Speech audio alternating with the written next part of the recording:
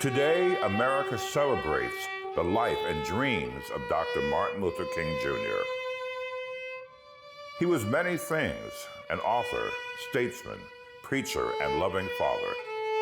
Yet, to most Americans, he's remembered as the leader of the modern American civil rights movement.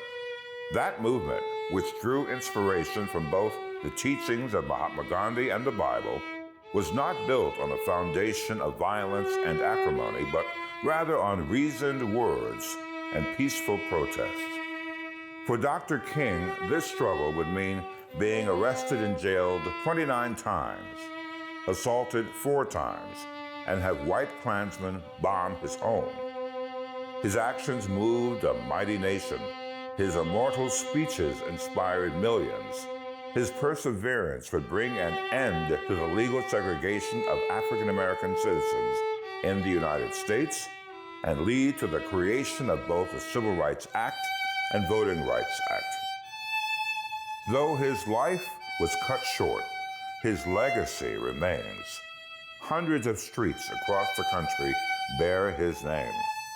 Statues adorn plazas, parks, and public buildings. Over 3 million people visit the Martin Luther King Jr. Memorial in Washington, D.C. each year. Dr. King had a dream, and as America struggles with a new generation's call for social justice, his message and philosophy is more important than ever before.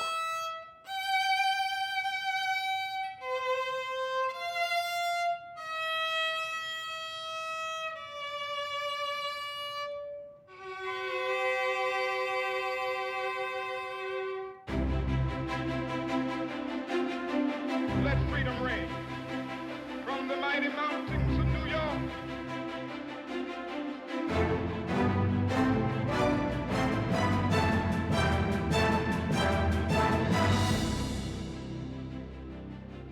"2020 will go down in the books as a truly bad year. We all know that. COVID in America showed us the deep inequality in our country and the systemic discrimination in this nation. As Dr. King said, we are caught in an inescapable network of mutuality tied in a single garment of destiny. Whatever affects one directly affects all indirectly. We're being attacked by multiple viruses at the same time, and we must fight them all. Because racism is a virus, and discrimination is a virus, and hatred is a virus, and our America is better than this. And if we are smart, we must now acknowledge the ugliness and correct it as we go forward. And New York will lead the way." Thank you, Governor Cuomo. Good morning. My name is W. Franklin Richardson, Senior Pastor of the Grace Baptist Church in Mount Vernon, New York. But today, I'm here in the historic Wilburn Temple in Albany, New York. For the next hour, it's my highest honor to join New York in celebrating the life and dreams of Dr. Martin Luther King Jr. through music, art, and inspiring stories with a focus on civil rights then and now. We'll look at the movement to bring about social change, the passion of today's youth, and those that came before them. During his lifetime, Dr. King preached at churches throughout New York State, including a faith-filled sermon to the congregation right here at Wilburn Temple. Pastor Solomon Dees was here on that historic day in 1961 and remembers like it was yesterday. During that time, it was not hard to hear about someone that got shot or got killed or got hung for no reason at all. My wife had gone into the store and coming out, and someone across the street shot her on that street. The person that shot her said that he just wanted to shoot a black person. The bullet was close to her heart, and that was the most difficult thing to get over. But God blessed us to get through that. So in 1961, The great Martin Luther King Jr. had started to go to different states and different cities fundraising because he would now become the pioneer of integration. It was a memorable occasion. On our lower level here, we'll hold 2,000 people, and we can hold another 50 or 60 people in the balcony up back. And the building was jam-packed. We were blessed at that time to have Governor Nelson Rockefeller and the mayor of the city of Albany, Mayor Erastus Corning, to grace our service on that evening. And it was something I will never get out of my mind, because this was like the beginning of the work that Dr. Martin Luther King did all over this country, touched the heart of just about every individual, and has changed the mindset of so many people. If I had to take a guess at what Dr. King would say today, I would think that he would be disappointed from how people of color are being looked at and being treated. And also, I think he would want us not to be complacent, but to keep pushing forward. If we have been brought forward, there is no reason to go backwards. It is from a small seed that the Iroko tree has its beginning. This is a Nigerian proverb about Iroko timber, a unique and spiritual African hardwood showcased in today's first performance, known as Labyrinth, and created by sculptor Francois Stali. This sculpture creates a unique outdoor environment for Dr. Martin Luther King Jr.'s ensemble to perform Never Failed Me Yet under the direction of Marcel Johnson.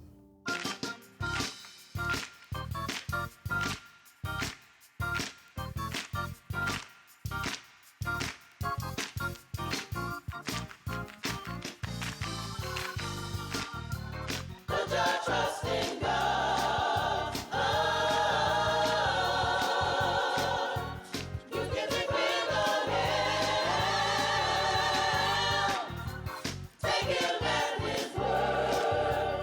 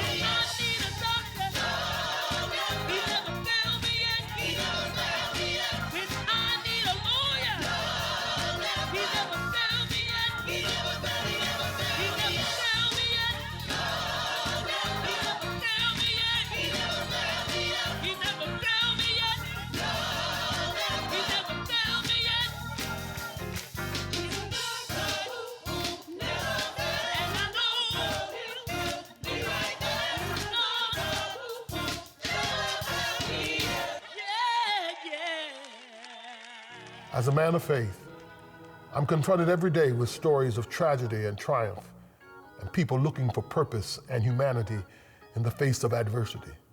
People like Mr. Franklin Williams, a lawyer and civil rights leader, and what we call a silent giant, a man who advanced the movement for social justice in remarkable ways with little or no fanfare. Mr. Williams is the subject of a new documentary entitled A Bridge to Justice, narrated by Emmy and Golden Globe winning actor Sterling K. Brown and premiering on PBS in the coming months. Let's take a peek.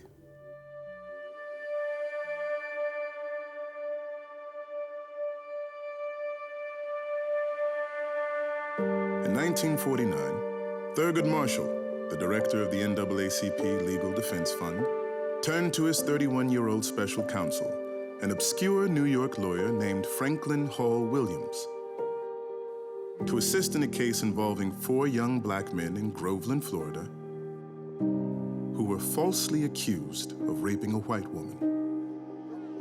One of the suspects was hunted down in a swamp and killed by a posse. 2 were taken out on a desolate road and shot by the sheriff, one fatally. The survivors were convicted by an all-white jury on the strength of false confessions that resulted from torture. All were innocent. But their innocence was of no consequence in 1949 in the Deep South. A white jury could simply never credit the word of a black man over that of a white girl. It was socially and politically unthinkable. Franklin Williams quickly found himself thrown into the middle of a cultural and legal minefield.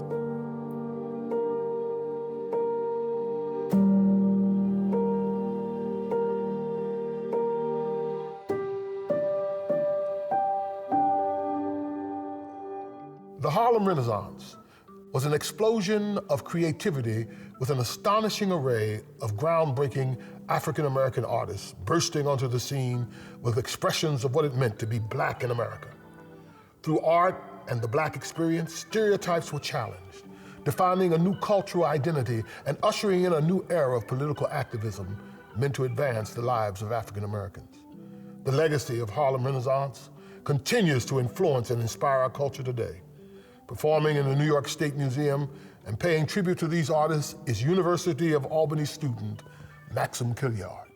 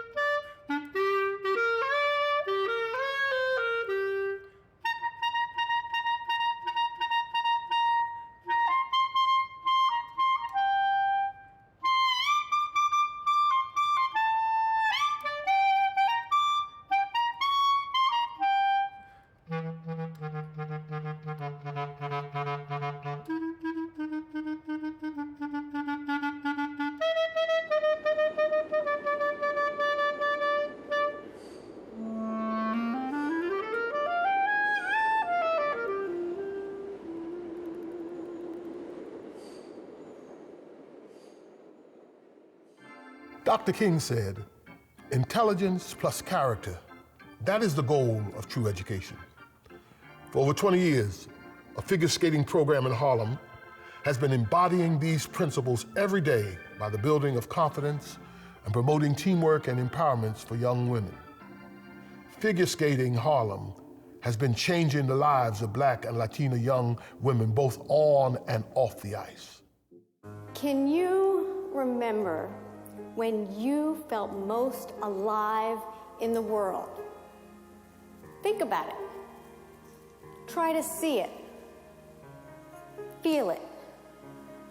Hundreds of girls from Harlem and Lower Bronx, well, they came to feel the joy of skating, but more important, they cultivated the skills and inner self-worth that would last a lifetime. And figure skating in Harlem was born. For 20 years, more than 1,000 girls of color have come through our program and been guided by hundreds of talented and dedicated staff. And together they form bonds around education and skating. The great thing about this program is not just figure skating, they do have that academic part too. We have the tutoring and also the college prep for our seniors. Academics and athleticism, they both work hand in hand. The program is really good with enrichment classes. Not only would it help me do something that I love, but also help me in school too. It made me more aware of my education, and it made me more aware of how I should look into better schools. Today, a powerful sisterhood exists at figure skating in Harlem. Beautiful girls who become empowered, accomplished young women who are thriving and changing other people's lives. You don't know where they might be coming from, what their background is, it doesn't matter. I want to make the path a little easier for someone else, and especially for girls of color. I also think representation matters. And the lessons I will take with me everywhere I go that I learned from ice is when you fall on ice, to get back up. I switch it back to life, whereas if I do fall in life, to keep going, to keep pushing through, to not just give up. I want the best for myself, and I want to get that dream.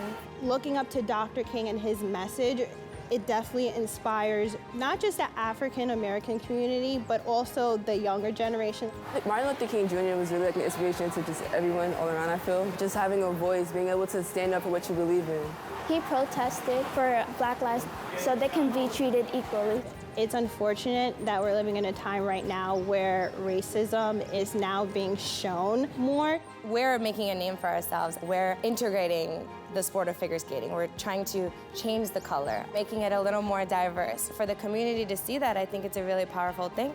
We just have to, reiterate every time we're on the ice with them, or even if we have side conversations, that is going to be okay. You are making a change, fighting for our equal rights that we have to do in 2020. And I always use the motto, when they go low, we go high, as Michelle Obama said. And we will make a change. I believe their change will come soon. Just a few blocks away, on 126th Street, the Mama Foundation for the Arts provides training and educational services for youth and adults pursuing career in the performing arts, including Vi Higginson's Gospel for Teens program. Under the direction of Amaya Noel Higginson, the Mama Foundation presents Civil Rights Anthem, A Change is Gonna Come.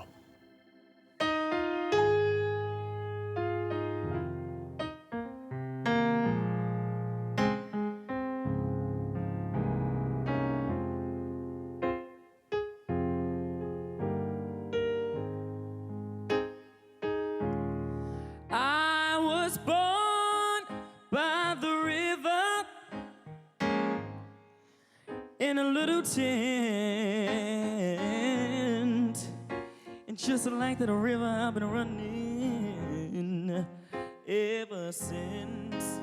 It's been a long, long time coming, but I know a change gonna come. Oh yes, it will. It's been too hard living, but I'm afraid to die. 'cause I don't know what's up there beyond the sky. It's been a long time coming, but I know a change gonna come. Oh, yes, it will. I go to the movies and I go downtown, and some folk keep telling me, don't hang around. It's been a long time coming, but I know a change gonna come. Oh, yes, it will. Then I go to my brother. I said, brother. And I said, brother, help me please.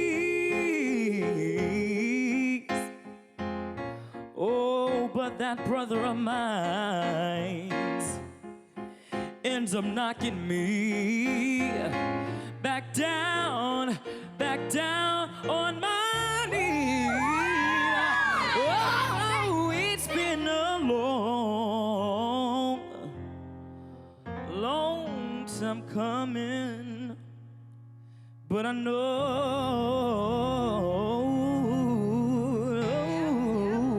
yeah.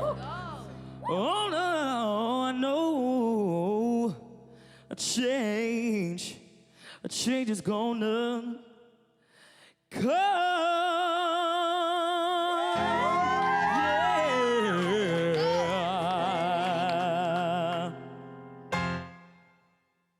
Access, equity, and inclusion often create an avenue to the middle class. Dr. King believed for his dream of economic justice to be realized, these goals must be achieved by African Americans.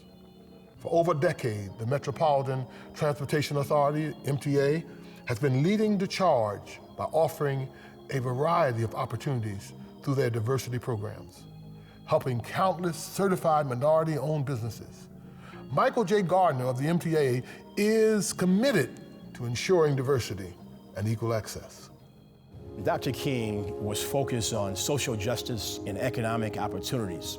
He was assassinated in April of 1968 because he was marching with the sanitation workers in Memphis, and they were protesting for the achievement of a living wage. And so the principles of Dr. King are extolled here in the state of New York and here at the MTA. We take pride in the contracts that we are awarding, and we are awarding a record number of contracts to New York State certified MWBE firms. Having the ability to take government, take taxpayer-funded projects, and award contracts in an inclusive manner to a pool of businesses who have historically been shut out, that is social justice and economic empowerment. McKissick & McKissick is the nation's oldest Black-owned design and construction firm. It started with the first ancestor who came to this country as a slave in 1790. And I want to make sure that we continue to deliver on the excellence we have been delivering for over 100 years.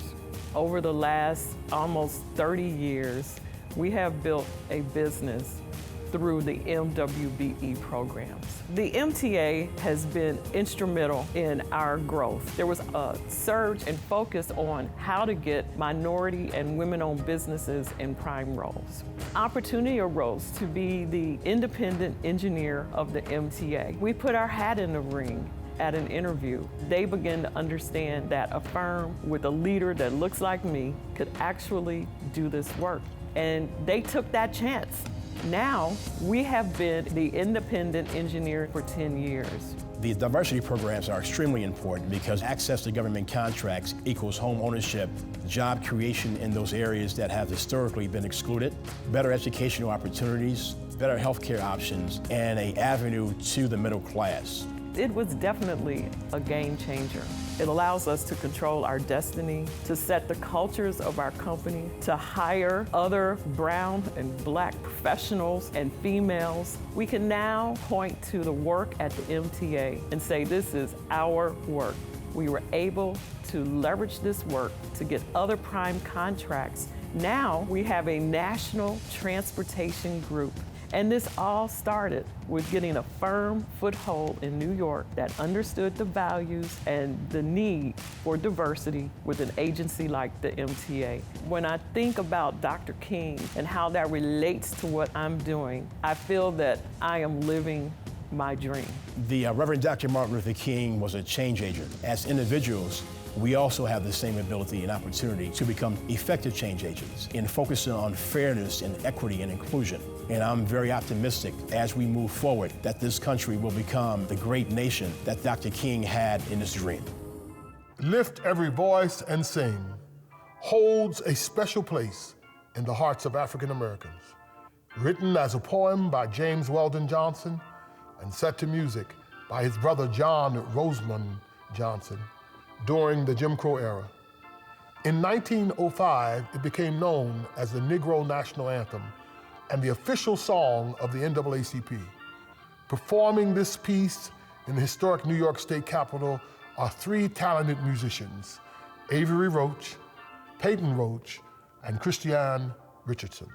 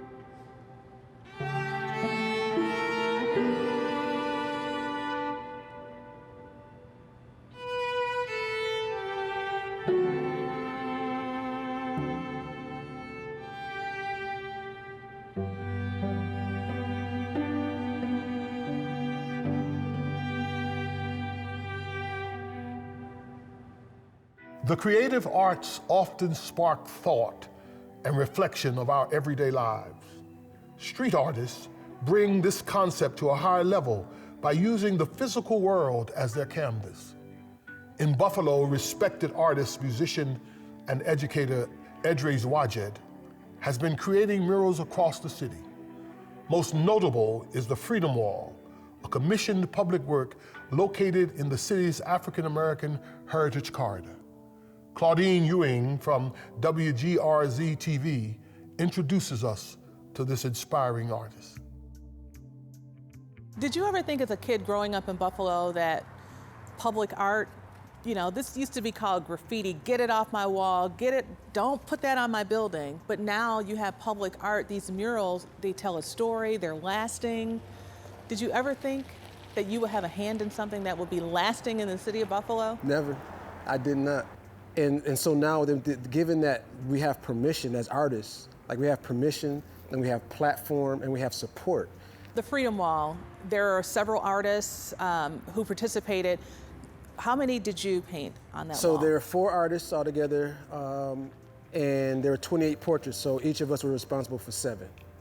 Which one was your favorite? Oh, Well, I'll tell you the one that I cried in front of.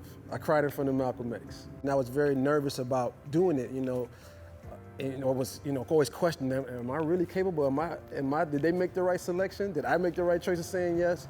And then right when I got to Malcolm X, it just put everything into perspective for me about somebody who actually had real fears that came to fruition.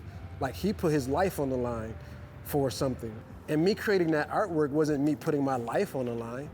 So in comparison to, it's like, you can do this, you got this, And so that's when I had a breakdown there and just was crying, like, in gratitude though. Like, just in gratitude for the opportunity, gratitude for saying yes, and gratitude for being courageous enough to just, let go of my worries and my self-critique of, whether I'm good enough. And Harriet Tubman was another one of my favorite too. She was the seventh of the seven.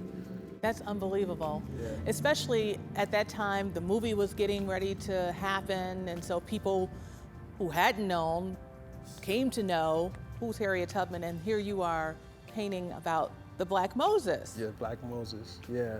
That was a rich piece for me, for her to close it out. And in the middle of painting that, we had a solar eclipse that day. During that week that I was working on her, we had a solar eclipse, which made it even more special to me because she navigated by the stars, So it just was like, I sat down during that time and just reflected and, like, again, just reminded, like, I'm supposed to be here. Isn't that what civil rights, though, is all about?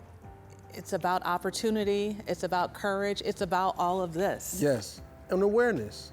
It's about awareness. It's about creating awareness. And so messages, particularly like this one, is just a deeper read into making people thoughtful, going beyond and looking further down the line. Like, love Black girls is a statement in itself. Even when they become women is a longer conversation, because now we're talking about the lifespan, of a child, because we're going to grow. Children will grow. That's what we do. We have to evolve. Do you think Martin Luther King would like that? Because he always talked about his 4 little children, Black boys, Black girls, and look at what we have. Oh my goodness, I would really like to think this is in line with the work and his walk, and what he spoke about, for sure. Because in one of his most famous speeches, he talks about little boys and girls playing together, little boys and white girls, little Black boys and like playing together. This is a part of it. This is a part of it, and acknowledging them and seeing them, Spoken word has its roots embedded in our cultural history as one of the earliest forms of communicating messages of identity, empowerment, and change. Performing Smudges, a multimedia spoken word, is Yonkers poet Marcus C. John and Soulbox Entertainment, with images provided by Yonkers Art, illustrating the power of stories to bring about change. There was a time when reading and writing were forbidden. For us, education was a luxury, a privilege not afforded to the ink.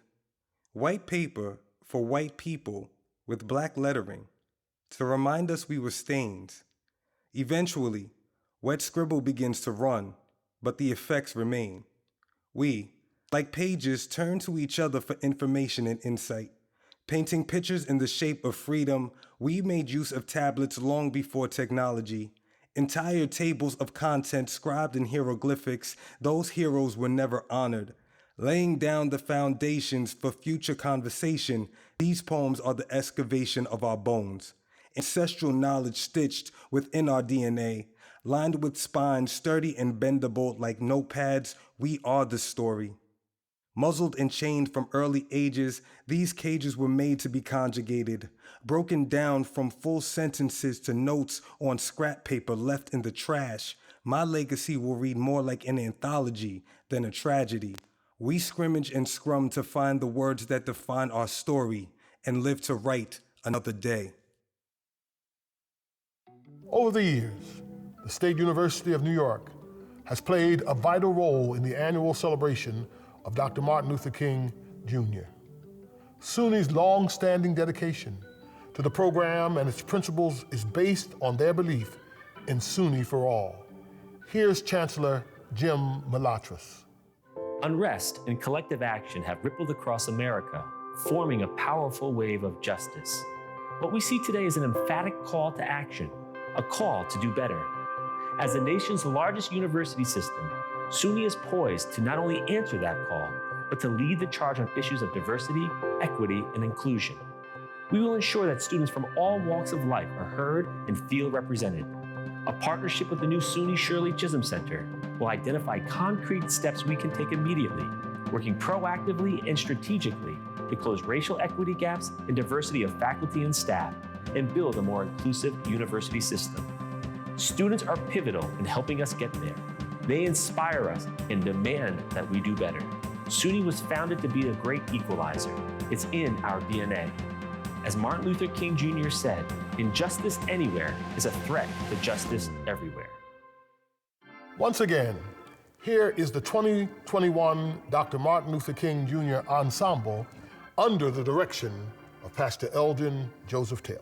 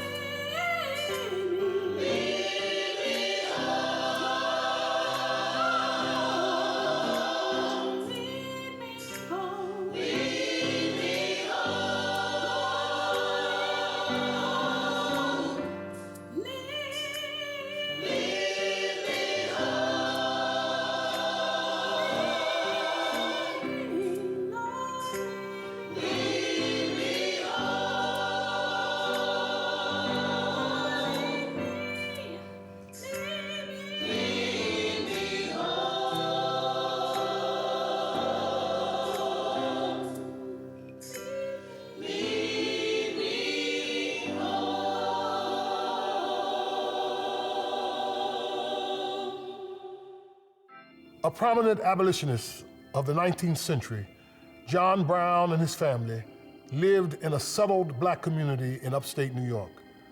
Frustrated by the country's lack of support for anti-slavery, Brown hoped to ignite a movement to end slavery once and for all, but it was not to be in his lifetime, as Brown was captured and hanged.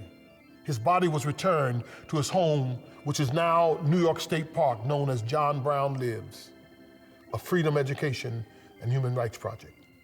Basically, the reason we have not been taught about John Brown in his complexity, in the enormity of his contribution to ending slavery in this country is because, quite simply, he was a white man who dedicated his life and gave up his life for Black people. And that's a story that we as a country, I think we have a hard time fathoming. A white man giving up his life for Black people, it doesn't fit the narrative. Also, because John Brown was a white man, he understood in his time that the problem, so to speak, of slavery, the peculiar institution of slavery, was a problem for white America. It was born on the backs and on the lives of Black people, but it was fundamentally a problem resulting from white supremacy and racism. We like to think of the South, I think those of us in the North, slavery as a Southern institution, and it was taught that way for years and years and years. And I think it's just been scholarship in the last few decades that's really pulled back the veil, not only on the fact of slavery in New York, but also on the economic underpinnings of slavery in New York and northern merchants and financiers and bankers and so forth. So in 2021, that's the 125th anniversary that this most important state, national, and even international site of conscience, that this place has been in the care of New York State.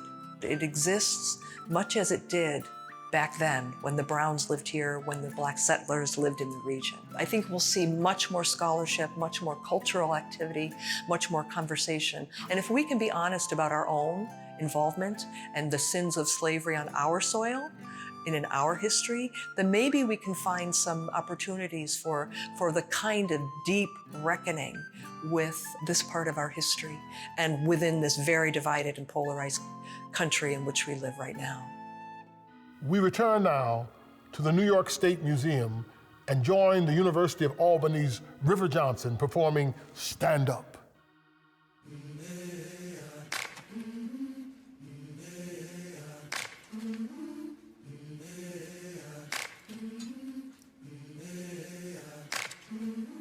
I've been walking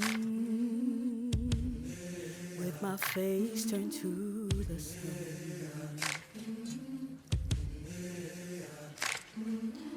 Weight on my shoulders, a bullet in my gun. Oh, I got eyes in the back of my head, just in case I have to run. I do what I can when I can, while I can for my people. While the clouds roll back and the stars fill the sky, that's when I'm gonna stand up, take my people with me. Together we are going to a brand new home, far across the river. Can you hear freedom calling, calling me to answer? Gonna keep on keeping on. I can feel it in my hands.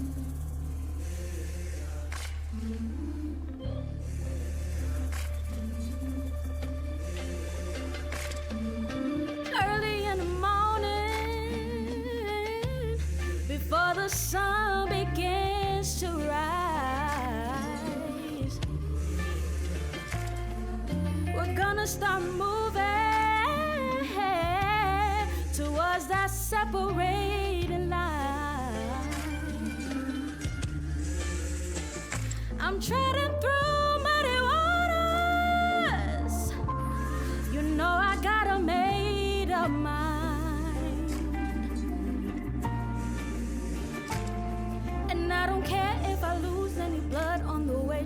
salvation.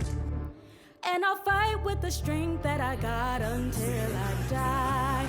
That's when I'm gonna stand up, take my people with me. Together we are going to a brand new home. Far across the river, can you hear freedom calling, calling me to answer? Gonna keep on keeping on.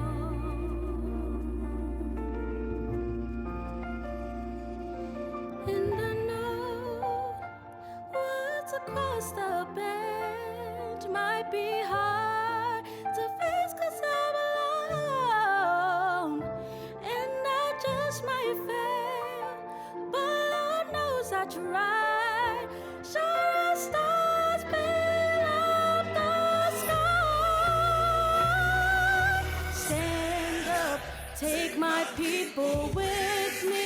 Together we are going to a brand new home. Far across the river, can you hear freedom calling, calling me to answer? Gonna keep on keeping on. I'm gonna stand up, take my people with me. Together we are going to a brand new home. Far across the river, can you hear freedom calling, calling me to answer? Gonna keep on keeping on. I can feel it in my bones. I go to prepare a place for you. I go to prepare a place for you. I go to prepare a place for you. Please welcome back the Mama Foundation singing Down by the Riverside.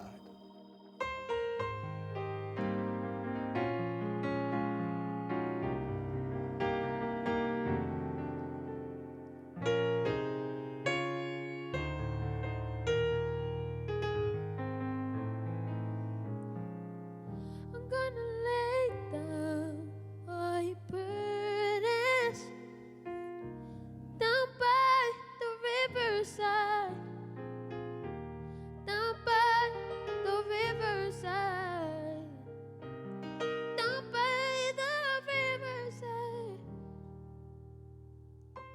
Lay down my burdens down by the riverside. Study war. Study war. Study war. No.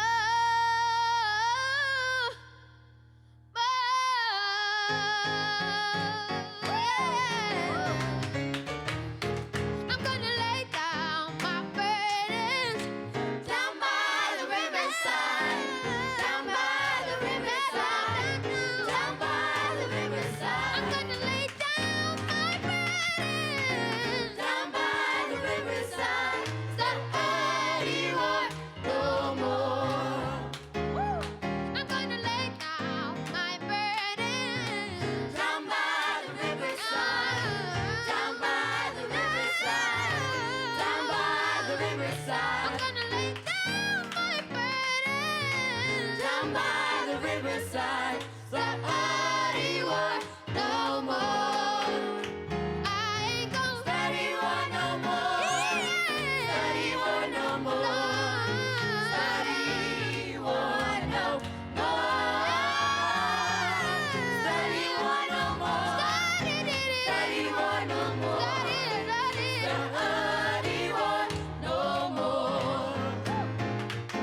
Study war no more.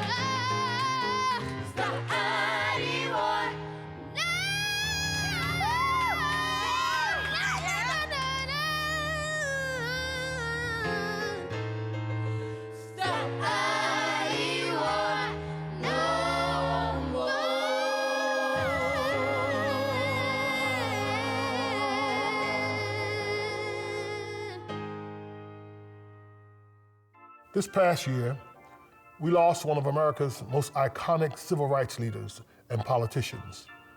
Mr. John Lewis had been described by many as one of the most courageous people the civil rights movement ever produced.